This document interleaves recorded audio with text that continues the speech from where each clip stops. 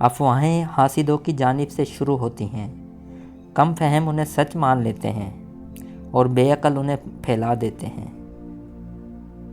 عام طور پر لوگ گناہ تب کرتے ہیں جب بہت زیادہ خوش ہوں، اور نیکی تب کرتے ہیں جب بہت زیادہ دکھی ہوں۔ کسی کی غلطیاں دل میں رکھنے کی بجائے درگزر کرو، کیونکہ تم بھی تو اپنے پروردگار سے یہی امید رکھتے ہو۔ جب تک ہم سب کچھ حالات پر ڈال کر اپنی خامیوں کو نظر انداز کرنا نہیں چھوڑ دیتے، ہمارے حالات نہیں بدل سکتے۔ درخت بوڑھا ہو کر پھل نہ بھی دے سایہ ضرور دیتا ہے، کاش یہ بات اولاد کو وقت پر سمجھ آ جائے۔ جب نصیحت کرو تو اختصار سے کام لو، کیونکہ کثرت کلام میں آدمی بھول جاتا ہے کہ اس نے کہا کیا تھا۔